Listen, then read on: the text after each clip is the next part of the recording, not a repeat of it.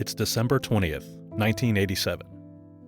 18-year-old Eludia Bascal has just boarded the ferry ship Doña Paz with her father, 44-year-old fisherman Salvador. They are traveling from their home island of Samar in the Philippines to the capital city of Manila. It's almost Christmas, and they are excited to be joined with family and friends. It's a short trip, just under 24 hours, and they will be reunited with family before daybreak the following day. But despite being a short trip, Eludia can't help but feel uncomfortable. To say conditions are cramped would be an understatement. There are basic cots, but not enough for the over 4,000 on board. Most cots are shared by 3 or 4 people at a time. She describes the scene on board. There were so many people. We were like cockroaches or ants. There were just so many of us. People were getting restless. The children were crying, and it was very noisy. There was a family beside me. I felt for the children because the family was crammed into one cot, and they had so much luggage. Passengers could not sleep because there was no space to lie down. There was hardly any space to sit down. Resigned to make the best of it, she takes a deep breath and tries to relax. Her father Salvador gets up and tells her not to leave the cot for fear of losing it. He's going to try to find food for the two of them. Salvador makes his way through the maze of passageways to the dining area, stepping over and around people who occupy almost every inch of space on the ship. When he arrives at the kitchen area, he finds utter chaos. People are shouting, and men are pushing and shoving to get closer to a single crew member handing out tiny portions of food. There are so many people, he thinks to himself. There will not be enough food for all of us. Salvador is disheartened and goes back to Eludia empty-handed. It might be a difficult and uncomfortable voyage, but again, it was a short trip, and they just needed to make it one day, and they can disembark at Manila. Asia's Titanic, the Doña Paz, today on Shipwrecks and Sea Dogs.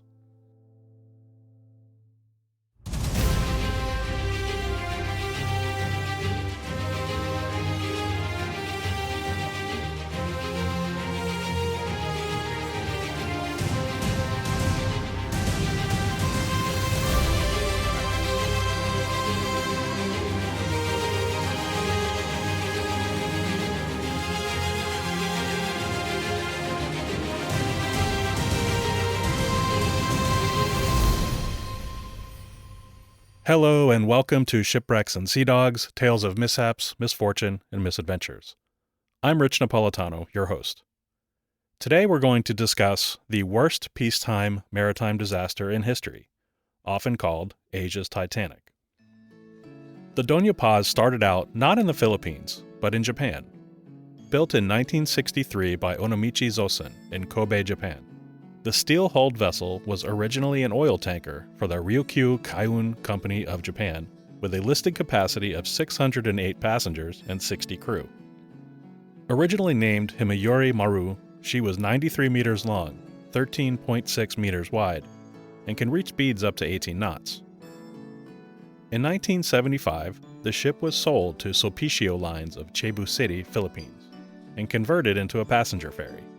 She was renamed to MV Don Sulpicio and along with the Doña Ana became the company's flagship, servicing a primary route between Manila and Cebu City. The founder of Sulpicio Lines was Go Guok So, who emigrated from China to the Philippines in 1919. With his brothers, he operated a shipping firm and later served as managing partner of Gothong Lines. He was commonly referred to by the name Sulpicio Go, and in 1973, he founded Sulpicio Lines with his sons. The new shipping line provided passenger service and cargo transportation to remote and isolated territories of the country. The Philippines comprises over 7,000 islands and 500,000 square miles of territorial water. Over 115 million Filipino people rely heavily on maritime travel for both commerce and personal use. Domestic Filipino shipping operated on shoestring budgets at this time, with most vessels purchased as inexpensive, second-hand cast-offs from Japanese shipyards. These vessels are then repaired, reconditioned, and repainted locally, then renamed and passed off as luxury passenger liners. The 7 major liners operating in the Philippines had ships with an average age of 22 years, with 20% of these more than 30 years old. Purchasing and maintaining new ships simply was not financially viable. Heavy reliance on maritime shipping, aging second-hand vessels, and frugal operating budgets were bound to have consequences, and they most certainly did. Between 1972 and 1987, a long list of disasters occurred in the Philippines maritime industry. 80 collisions, 177 sinkings, and 53 fires resulted in the deaths of more than 4,000 people. On March 5, 1977, a ship of the Sulpicio Lines made the news. This ship was, a bit confusingly in hindsight, called the Doña Paz. The ship began taking on water through a crack in its hull, while off the north coast of Mindanao. At first, there was just a slight list, but it soon became clear the ship was in trouble. As the ship listed further and further, the officers failed to warn passengers that the ship was sinking. Narrow passageways filled with terrified passengers, and it caused a bottleneck, trapping many below deck. The vessel capsized, and more than 100 people were drowned. No lifeboats and no life rafts were launched because none even existed on board this ship. But this is not the same Doña Paz that we're discussing in this episode. Hearings about this accident went on for 2 years in Manila, and in 1979, Judge Herminio Mariano ruled that the Sulpicio Lines failed to provide life-saving equipment, and the ship's officers had failed to order the passengers to abandon ship. It was also concluded that the ship was not seaworthy at the time of the accident. Judge Mariano fined Sulpicio Lines, saying, "This will serve as a stern warning for common carriers to safeguard the life and limbs of their passengers." Damning testimony and evidence of the hearings called Sulpicio Lines' safety standards and practices into question. Lawyer Sylvester Dolet, who represented one of the victims' families, commented, "This tragedy should never have happened in the first place." The fine to Sulpicio Lines only amounted to a few $1,000s, and the company continued to operate, becoming one of the biggest and most successful shipping lines in the Philippines over the next decade. Despite this period of growth, Sulpicio Lines continued to experience accidents. In May of 1980, Doña Paulina was grounded, and Don Victoriano I did the same in April 1982. Both of these ships were declared total losses. In 1979, the Don Sulpicio caught fire and suffered extensive damage, but no lives were lost, and Sulpicio Lines successfully salvaged what was left. The ship was completely gutted, remodeled, and rebuilt into a passenger ferry with a capacity of 1,518 plus 60 crew. Essentially being a new ship, Sulpicio Lines gave the vessel a new name, or rather a recycled name, Doña Paz, and it would provide affordable biweekly service between Manila and the island of Leyte. By 1988, Sulpicio Lines operated 22 vessels and was the largest domestic shipping company in the Philippines, with 20% of the market share.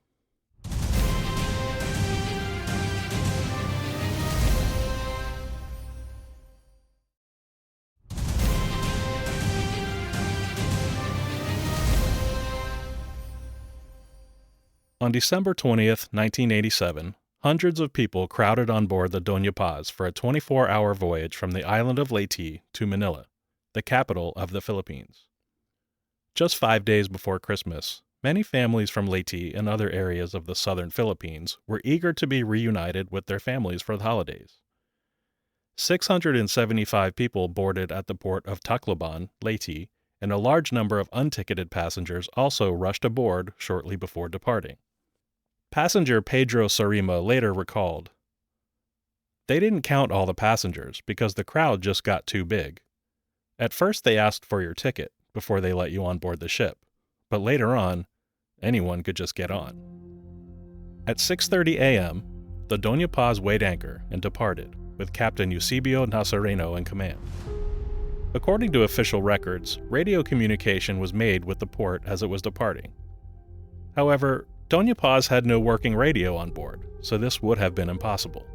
At a scheduled stop at Catlobagan on the island of Samar, an additional 908 registered passengers were boarded. But again, many unregistered passengers rushed aboard at the last minute. Officially, Sulpicio Line said the ship was sold out and at its capacity of 1,493 passengers and 59 crew.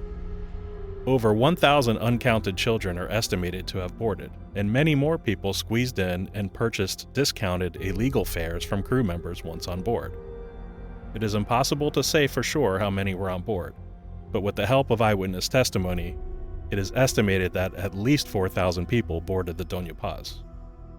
Luzgardo Nieto, a Filipino soldier, was one of those who boarded the Doña Paz at the last minute, with about 1,000 other soldiers, none of whom were listed on the ship's manifest. He and the other soldiers were excited to be going home to their families for Christmas. Nieto would ultimately survive, and in an interview he stated, "Before I rode the ship, I noticed it was tilted to one side. I told myself, it must be really overcrowded, but it could not be avoided since it's nearing Christmas. It was really tilted. Inside the ship, there was no room for people to move." The Doña Paz was not a luxury liner, despite the marketing of the Sulpicio lines. The ship had no real accommodations other than a basic cot for all ticketed passengers. The excess passengers, above and beyond the listed capacity, had to find whatever space they could. Passengers found space on the floors, or outside on one of the decks. Cots were shared by up to 4 people at a time, and those in the common areas could barely move a few inches. Although this was a short 24-hour trip, passengers still required basic human needs. They needed somewhere to sleep, at least a couple of meals, restrooms, and a small degree of personal space. Meal service, if you could call it that, was more like a cattle call. Men shoved their way forward just to receive a few mouthfuls of food. The crew of the ship had no organized plan for feeding passengers, and seemingly little care if anyone received any food at all. With over 4,000 passengers on board, there simply was not enough to go around. The weak, elderly, very young, or sick had no chance of getting anything to eat. Most got nothing at all. While the Doña Paz was making its way toward Manila, an oil tanker named the MT Vector was en route from Bataan to Masbate, carrying 8,800 barrels of kerosene and gasoline, over 1 million liters of petroleum. The Vector was built in 1980 and was a small tanker at just 629 gross tons. Earlier in 1987, it had been purchased by Vector Shipping Company and chartered by Caltex Philippines. The Vector left the port of Limay in Bataan at 8 p.m. on December 19th. Second mate Reynaldo Tarafe, who survived the coming disaster, testified that the ship's captain, Kelsa Abella, only had a license as a second mate and was not qualified as the ship's master. In addition, the ship's chief and chief engineer had no licenses at all. Around 10:30 p.m. on December 20th, the Doña Paz was passing through the Tablas Strait between the islands of Marinduque and Mindoro. The weather was pleasant, visibility was good, but the seas were turbulent and quite choppy. Tablas Strait is a heavily trafficked waterway and notorious for strong currents and rough seas. The Doña Paz was entering the final stretch of its journey, about 175 kilometers from Manila, and estimated to arrive at 4 o'clock a.m. the following morning. In the distance, navigation lights of an approaching vessel could be seen, and these belonged to the MT Vector. At first, the crew of the Doña Paz saw a red light, indicating a port-to-port passing. Then they saw a green light, indicating a passage to starboard. This continued, zigzagging from red to green, causing much confusion of the Vector's intentions. Around 11 o'clock p.m., Salvador Bascal was on the deck of the Doña Paz. He had been searching for a restroom, but all of them were crammed full with people and unavailable. Desperate, he found a quiet spot to relieve himself over the side, when he too saw the Vector approaching. After a while, it seemed to be getting too close. I said to myself, we were going to crash. The reason behind the Vector's confusing course changes was only discovered from testimony of the ship's 2 surviving crew members. In the last Philippines Coast Guard inspection prior to this voyage, the vessel was cited for having a steering defect, but this defect was not repaired. Because of this, and the weight of the ship, it required 2 crewmen to steer. The crew struggled to keep the ship on course as they overcorrected and corrected repeatedly. In addition, the crew were in a festive mood, with the holidays quickly approaching. At least one post-disaster analysis report indicates the crew of the Vector were drinking, and this was customary during holidays in the Philippines. At 11:30 p.m., most passengers on the Doña Paz were asleep, in their cots, or on the floors in the passageways, or wherever they could find a few feet to stretch out. Suddenly, they were jolted awake when the Vector smashed into the Doña Paz, near Dumali Point on the island of Marinduque. The sound of crunching, grinding metal horrified passengers and crew alike, and instant panic erupted. The Vector plunged into the section of the Doña Paz that housed the engine room. Fire broke out at the location of the collision, killing all who were nearby. Smoke quickly filled the open spaces of the ship, and passengers below deck scrambled to gather their belongings. But just moments later, the lights flickered out on the Doña Paz, leaving the terrified passengers in the dark. The small fire quickly spread throughout the highly flammable Vector. About 1 minute after the collision, a massive explosion from the ignited petroleum on the Vector rocked both ships.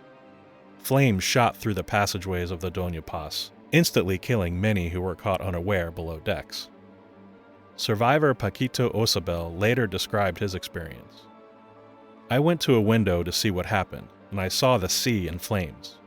I shouted to my companions to get ready, there is fire. The fire spread rapidly, and there were flames everywhere." Witnessing the eruption of the inferno, Luzgardo Nieto was one of the first to jump off Doña Paz and into the water, choosing to risk his life in the shark-infested waters over being incinerated. Many passengers close to the ship's railings joined him. As the old sailor's adage goes, it was a choice between the devil and the deep blue sea. By this time, the Vector was a raging ball of fire. Several more explosions scattered its petroleum as much as a kilometer wide, encircling the ships in all directions. People in the water found themselves unexpectedly trapped inside a ring of fire.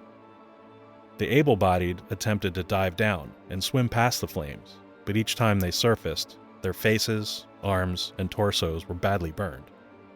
Shrieking cries for help rang out across the macabre scene. Passengers attempted to distance themselves from the fire and swam past the horrifying, charred and petroleum-soaked bodies of the dead. The desperate souls in the water soon realized the fire was beginning to boil the surface of the water, and watched as others literally boiled to death. The vast majority of those who jumped into the water to save themselves died in an encircling sea of flames. Aludia and Salvador Bascal both were able to get overboard, and they too suffered horrible burns. When Aludia realized she was engulfed by flames, she thought to herself, "This is an inferno. There was fire at sea. I would probably die here." Aludia struggled to keep her head above water as she went under repeatedly and gasped for air. "I wanted to just drown," she said. "I was too tired." At first separated, Salvador and Aludia miraculously found each other. Salvador reached out to grab his daughter's arm, and it immediately slid off. Later, he explained, it was his daughter's skin, which had sloughed off when he grabbed her. Father and daughter swam for over an hour away from the fire until they were rescued. Both were badly burned, and Aludia lost the vision in her right eye as a result. Those who remained on the ship packed the corridors and stairwells, some trying to get topside, and others trying to get to the lower decks, away from the flames. There was little hope within the confusing, pitch-dark, and congested passageways. Within 2 hours, the flaming hulk of the Doña Paz sank beneath the waves. Everyone who remained on board, or who otherwise could not get off the ship, either burned to death or went to the bottom. The Vector continued to burn before finally sinking after 4 hours. The crew of the cargo ship Don Claudio saw the initial explosion, and it arrived on the scene within an hour. A net was thrown out for survivors to climb onto, and then they were assisted on board. In all, just 26 survived, only 24 from the Doña Paz, and just 2 of the crew from the Vector. No officers or crew of the Doña Paz survived. Luzgardo Nieto was one of the survivors from the Doña Paz. On board the Don Claudio, he was overcome with grief when he realized he was the only survivor of the uniformed soldiers on board. Survivors received first aid and were given great comfort where possible. Many had third-degree burns and reported that their skin was literally dripping off their bodies. The Philippines maritime authorities did not even learn of the accident until 8 hours later, and it took another 8 hours just to launch a search and rescue operation. By then, all the survivors were already on board the Don Claudio. A 25th survivor of the Doña Paz was revealed in 2012 on the TV program Wish Ko Lang, when Valeriana Duma revealed that she survived the fire and the sinking, but was not originally accounted for by investigators. Duma was just 14 years old at the time, and is the second youngest survivor, with a 4-year-old boy being the youngest.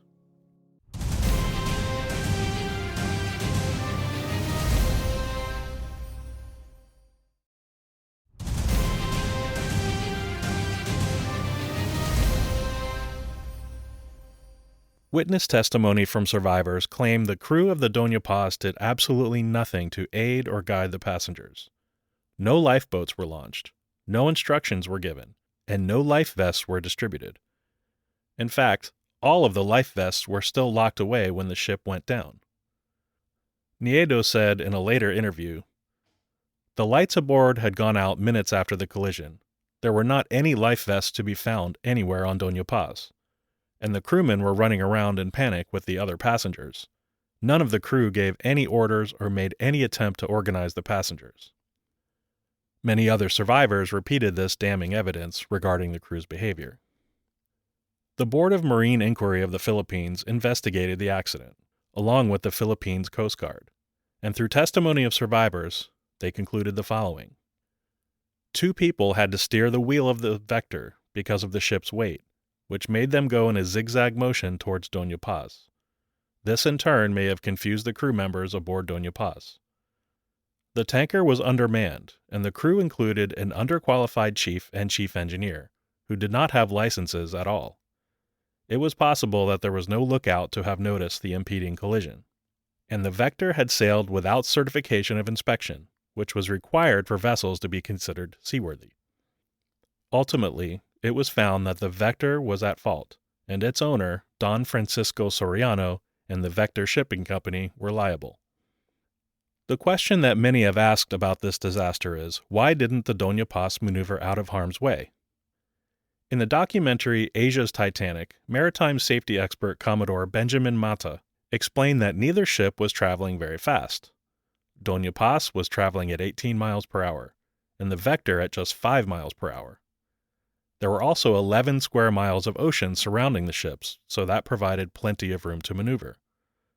He goes on to say that neither ship had a working radio, which would have been a simple method to avoid the collision. Indeed, the Doña Paz had a fraudulent radio license and no working radio, and the Vector had an expired radio license. No radio transmissions were sent by either ship, either before or after the accident. Lastly, Mata explained, if there were any lookouts posted, they must have been asleep because either ship would have been very easy to spot. Luzgardo Nieto later claimed in an interview that a fellow soldier told him there was a party on the bridge of the Doña Paz, and the captain and other officers were drinking beer. The soldier told him, "I heard music and laughter. They were having fun. Do you know that the captain was there at the party? The captain of the ship was at the party." Another witness claimed to have seen the captain in his quarters watching a movie on his new Betamax video player near the time of the accident. During the Philippines Coast Guard investigation, it was discovered that only an apprentice mate was on the bridge at the time of the accident. The report concluded that most of the ship's officers were in the recreation room drinking beer, playing cards, or watching television. Sulpicio Lines denied the Doña Paz was overcrowded, pointing to an official manifest of 1,493 passengers and 59 crew. This manifest was updated to 1,518 passengers and 58 crew on December 23, 1987.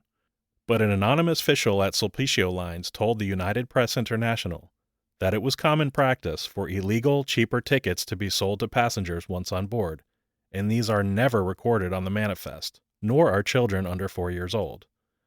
More damning evidence against Sulpicio Lines came to light on December 28, 1987, when a representative from the District of Northern Samar, Raul Dasa, produced a list of over 2,000 missing passengers, none of which were listed on the ship's manifest. Family members and friends submitted the names of missing loved ones, and this list was compiled by a radio station. The Philippine Daily Inquirer then published the entire list of names in their December 29, 1987 edition.